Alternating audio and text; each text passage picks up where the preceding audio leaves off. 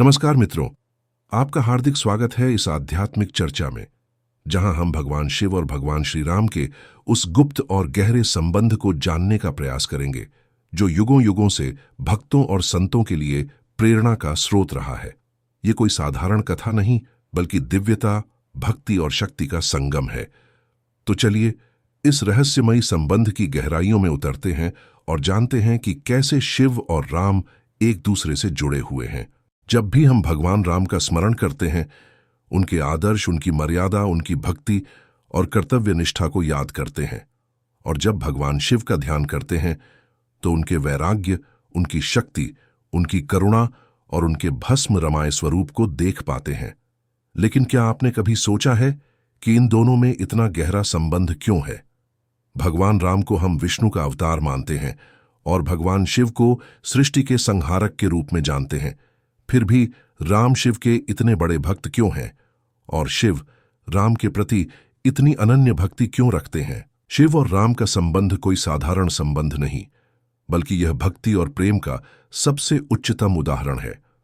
रामायण में कई ऐसे प्रसंग मिलते हैं जो यह बताते हैं कि भगवान राम शिव के अनन्य भक्त थे।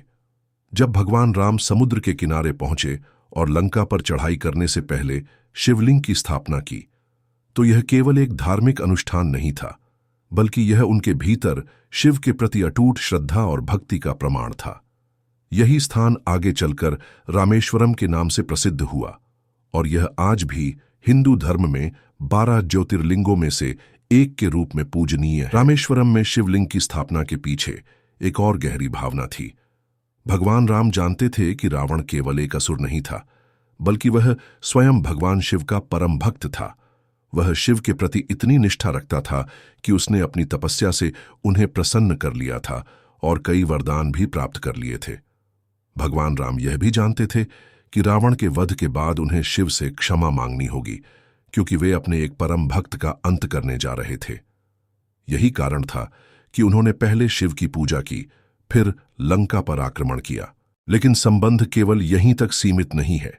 शिव स्वयं राम के इतने बड़े भक्त थे कि जब भगवान राम ने धरती पर अवतार लिया, तो शिव ने स्वयं भी एक स्वरूप धारण किया, जिसे हम सभी हनुमान के रूप में जानते हैं।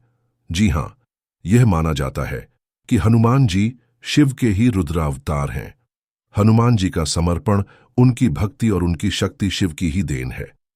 उन्होंने राम के प्रति जो निष्ठा दिखाई, वह केवल एक सेवक की नहीं, बल्कि एक ऐसे भक्त की थी जो अपने आराध्य को अपने प्राणों से भी अधिक प्रिय मानता है।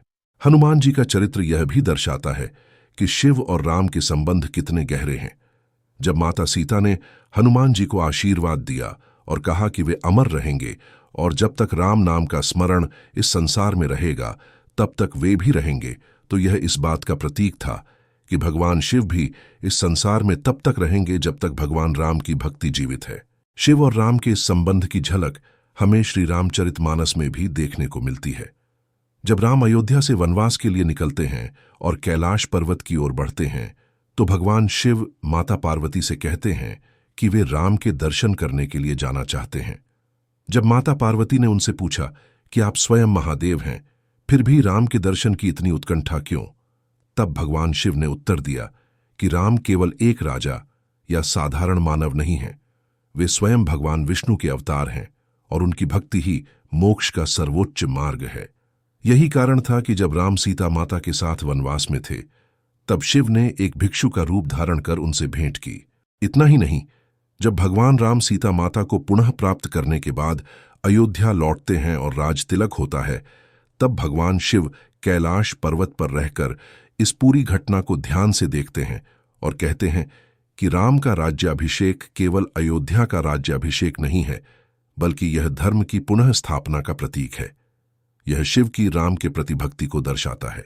शिव और राम का यह संबंध केवल भक्ति तक सीमित नहीं है, बल्कि यह दर्शाता है कि यह सृष्टि शिव और विष्णु के संतुलन से ही संचालित होती है। राम मर्यादा पुरुषोत्तम हैं और शिव वैराग्य के प्रतीक हैं।